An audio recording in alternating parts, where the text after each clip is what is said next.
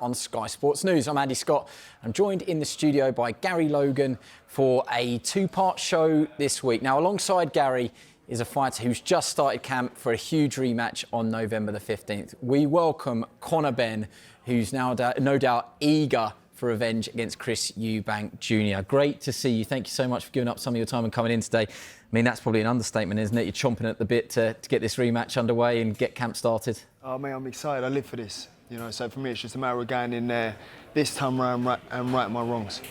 I know because we've spoke on the podcast that you haven't actually watched the fight back with Tony Sims yet. But in which ways can you be better, do you think? Just more disciplined. It's a matter of sticking to the tactics and the game plan rather than me going in there and trying to hurt him and inflict pain and damage. Which is what we're looking at now. So for me, it's just being more disciplined, more calculated, and punches in bunches. You know, for me, I was so eager to get in there and do some damage, which you could say I done. But, you know, for me, it's all about winning this time round. How do you balance that out, though? Because you don't want to take away the spite and the ferocity that you did show, because I don't know how you view that, but that is one of your assets, that ferocity. Once the first bell rings, I know you've got to be calculated, but you don't want to take away the edge that you have got. No, I'll always be that ferocious, dangerous fighter. I'll always be the fighter that puts it all on the line and takes risks, but it's calculated risks. It's going in there and fighting with my heart, fighting with my head, not my heart. And more disciplined performance, less emotion involved. Yeah, because when you watch that, you can't say that you didn't leave it all in there. Heart, guts, even more for our entertainment. You guys both left it all in there. But if you reflect, not just on the fight, because the 12 rounds was brilliant, but the event, I don't think, you know, there's me sitting here, I don't see a world where we can ever top that. The Eubank arrival out of the car, it cuts to you and your dad. How on earth can we top that? It was a movie, and I feel like that was a one-time and a one-time thing only, how everything just fell into place perfectly. It's one of them perfect nights of boxing. It is the real-life version Creed. Yeah, because we're watching this now, and when we see you, it just feels like in this moment, look at these two walking through. How could they not be energised? Because I think a lot of people, when I was on the inside, I didn't know he was coming. Your reaction was very genuine with your dad. I would have bet any money Senior wasn't turning up. I thought it would have been a hindrance to Junior with him turning up, but ultimately it was a sense of pride. You know, it was homage to our dads, to our fathers for paving this way for us. It's the first time this has been done in the history of boxing. That's the shot there. It's generational. You know, I'm like my dad, he's like his dad, and ultimately, if any man was going to turn up the way he turned up, it weren't going to be my dad. Yeah. That was Senior's role, and you know, he played his role well. Yeah, you don't have to say anything nice about him, but in that moment, were you happy that Senior was there? I was happy for Senior. You know, it was. Listen, regardless of my beef with Junior, regardless of whether I like him, whether I think he's arrogant, and I just can't stick him. He's not my cup of tea. Not everyone in this world's got to be your cup of tea. He ain't my cup of tea. But having their father and son relationship mended, even if it was just for that night, what a beautiful thing to see. Very well said. Do you think that he can be better in the rematch? My question is also, can you be better? Yeah, I mean, listen, I don't really think about what he does or what he can do. You know, he used his tactics well, he used his weight, he used his size, and he come on strong in the later rounds because I felt like he knew he was losing the fight. And yeah, he done well. He done what he needed to do to win. Because ultimately, people saying it's a robbery, saying it's this. It wasn't a robbery. The better man won on the night. And that was due to my lack of discipline. Was I faster in there? Definitely. Was I more accurate in there? Did I look less vulnerable in there? I was up 30 seconds before the bell had gone either round. So when you sum it all up, you look at what went wrong there for me.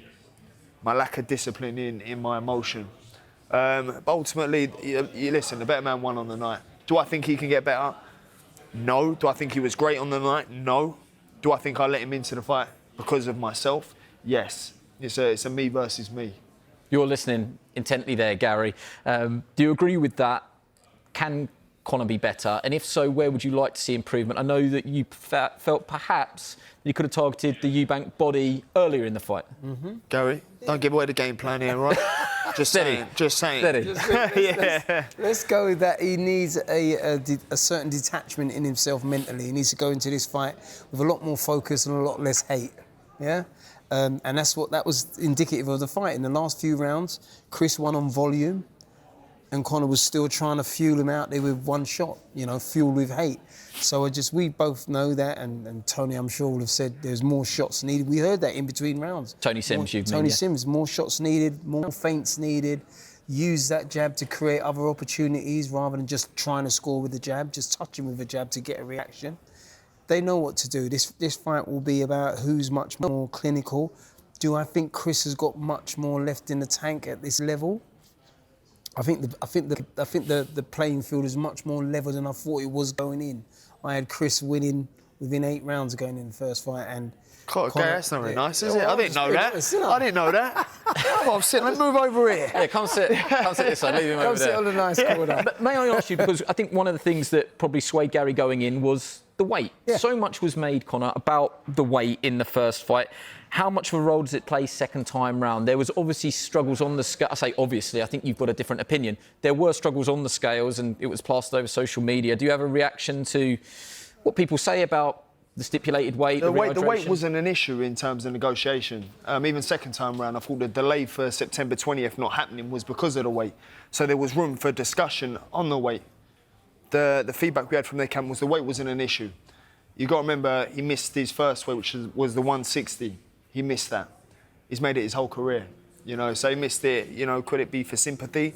Look at me, I'm struggling to make the weight. But he did have to pay, what was it, £375,000 at the time, wasn't it? I mean, for sympathy, that's a lot of money. Of course, some people do that. Do you know what I mean? He's mad enough to do that. Do you know what I mean? So ultimately, that's what that was. He made the rehydration clause, I think it was within £3. So the rehydration wasn't an issue either. In terms of renegotiations for the second fight, it wasn't a problem. It wasn't an issue mentioned. For me, going up 2 weights, I'm currently sitting now at 155, which is £10 over, just under £10 over welterweight. My natural weight. For me, I'm going to have to eat bricks to get up to the weight that we're fighting at on November 15th. But I still thought I would have had him anyway. So for me, forget the weight. Do you know what I mean? Although he went on the night, he felt bigger. I don't look at him and go, I felt like I could have knocked him out. I felt like he was vulnerable. At any given moment, I could have had him. But the moment never come because I never picked my shots. There was no shot selection. So it's just a matter of just using this experience now. It's like experience gained, lessons learned from the first fight. Now just be more disciplined. Winning is all that matters. Like, that is ultimately... No, now it does. It wasn't then. Yeah. It was a matter of hurting him. Because I'm interested now that you say, I feel like if I picked my shots better, I could have knocked him out. But if I ask you, do you think you can knock him out in the rematch? I'm not looking for the knockout. I don't want to talk about a knockout. I see Johnny Nelson saying that he thinks I'm going to knock him out second time round. Everybody, I'm not looking for the knockout. I'm going to give you one hell of a fight. But ultimately, the priority for me is the win. But do you mind if I prod you a little bit? Because saying it is one thing, and you were very emotionally invested first time round. It is very difficult to expect that you'll go out in front of that crowd again, that are baying for blood, gladiatorial type arena, and somehow you've got to find that composure not to get sucked into his sort of fight. It's a bit of a hard one. It's a hard one, Andy, because I'd rather lose an exciting fight than win a boring fight. That's interesting because then you. That's exactly what happened. Yeah, because then you sit down there and you go, did I even really win? I won, but did I really win? Not being funny, I see some fights following after that, and I'm just sitting there going, mate, what are you doing? Because you flipped that. Did you really lose? It was such a good fight. I have a lot of people coming up to me going, congratulations, congratulations. You don't get a congratulation for second place, in my books. You don't get a congratulations for that. So do I deserve a congratulation? I'm going, I'm Benn, right? I ain't him. And you go, no, mate. And I'm going, mate, well, hey, don't I didn't win. So there's no congratulations, but you have to always be your harshest critic. You have to look in the mirror and go, am I happy with myself? No.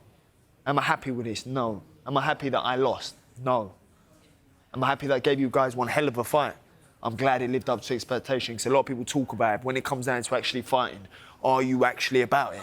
Are you about this life? Because I see so many fighters talk, but when it comes down to it, they're not about it. Do you think, I mean, we haven't discussed this off air, and I need a director to tell me which camera we should go to, but can you give Eubank a message? You haven't come to each other yet. I'm not doing this. Chris, I salute you, mate, and, you know, well done for winning the first fight. It takes two to tango. We both delivered. We both done what we needed to do, and I'm going to iron you out second time round. I forgot this is live. Yeah, what a beautiful message, Gary, I think is what you said. What a beautiful message. Before we go, because we've only got a couple of minutes before you let you go, Canelo Crawford, it's a mega fight, it's a super fight. Where are you both at with this one, Gary, if you go first? I've got Canelo winning, big at the weight. Yeah, exactly, there's echoes here. Just big at the weight, being longer at the weight. Crawford's, you know, he looks in tremendous condition. But I'm not sure if I mean, the game plan, I think, is to push Canelo back on the back foot. If he gets that success, then, you know, we're 60-40 in Crawford's favour. But I've just got to go with the man that's done it for so long at this weight so convincingly. So he says 60-40, Conor, in Canelo's favour. Do you agree or disagree? It's a hard one, because you've got to say Canelo has fought at a higher level for a longer period of time at a higher weight. Also knocked people out the higher weight. The problem for me is the fact that he's coming up not one division, not two divisions, 3 divisions with no rehydration clause. You sit there and you go, well, you know, the weight is heavily going to play a factor. It has to.